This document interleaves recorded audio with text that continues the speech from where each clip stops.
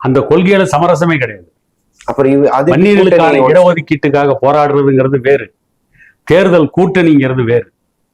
தேர்தல் கூட்டணி வச்சு வெற்றி பெற்று இதுவரைக்கும் எந்த ஒரு இடஒதுக்கீட்டையும் இந்தியா முழுவதும் யாருமே சாதிக்கல. இடஒதுக்கீடுகள் எல்லாமே போராட்டத்தில் தான் கிடைச்சிருக்கு. அப்ப நேரடியா மக்களை சந்திப்பது தேர்தல் வெற்றிக்காக தான். தேர்தல் வெற்றி மக்கள்கிட்ட ஓட்டு வாங்கினாதான் பாமகங்கிற கட்சிக்கும் சசிகலா ஆரம்பிச்சிருக்க புரட்சி தலைவர் மக்கள் முன்னேற்ற கழகத்துக்கும் செல்வாக்கு இருக்குன்றது மக்கள் நினைப்பாங்க. அப்படி செல்வாக்கு இருக்கும் போதுதான் அடுத்து அரசியல் களத்துல போராட்டத்தை வச்சு அவர்களுடைய கோரிக்கையை வெல்வதற்கு அது வாய்ப்பா அமையும்.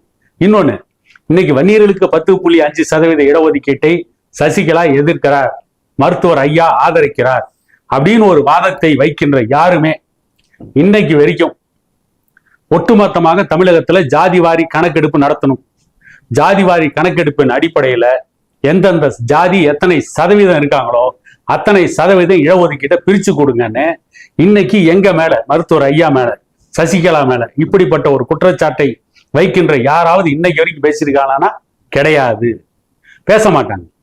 அவங்க மருத்துவர் ஐயாவும் சசிகலாவும் வைத்த கூட்டணியை பற்றி குறை காண வேண்டும் என்பதற்காக, அந்த கூட்டணியை பற்றி விமர்சிக்க வேண்டும் என்பதற்காக, மக்கள் மத்தியில் ஒரு தவறான கண்ணோட்டத்தை உருவாக்க வேண்டும் என்பதற்காக தான் இன்னைக்கு இந்த இடஒதுக்கீட்டை பத்தி பேசுறாங்க. இல்ல, மக்களுடைய நிலைப்பாடு ஒரு கட்சியோ ஒரு கொள்கையோ நம்பி இருக்கிற மக்களுக்கு இப்ப என்ன பண்ண போறீங்க? நீங்க ஆரம்பத்திலே உங்களுடைய அடித்தளத்திலே கை வச்சிட்டீங்களா, அடிமடியிலே கை வச்ச மாதிரில இருக்கு. 10.5% உள் ஒதுக்கீடு இருக்காது அப்படின்ற மாதிரி.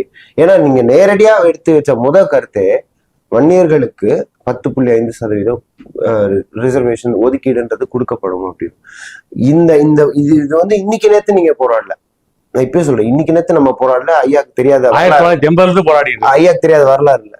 சோ இன்னைக்கு நேத்து போராடாத விஷயத்த முதல் சமரசமா இதை நான் பாக்குறேன். இந்த சமரசத்துக்கான பதில கேட்கல. இந்த சமரசத்துக்கான முடிவுன்றது எந்த அடிப்படையில வந்து இதுல கொள்கையில எந்த சமரசமே கிடையாது. இது தேர்தல் வெற்றிக்காக அமைக்கப்பட்டு இருக்கிற கூட்டணி. அதே நேரத்துல நீங்க கேட்டதுனால இன்னொன்னு சொல்றேன், 10.5% இடஒதுக்கீடு என்பது மருத்துவர் ஐயா மட்டுமே உருவாக்கி போராடி கொண்டிருக்கிறார் என்பது உண்மைதான்.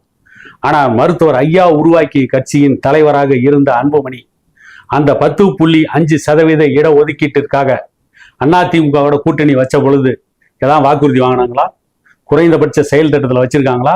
பாரதிய ஜனதா கட்சி தமிழ்நாட்டில் ஜாதி வாரி கணக்கெடுப்பு நடத்தப்படும் அப்படின்னு ஒரு வாக்குறுதியை கொடுப்பாங்களா?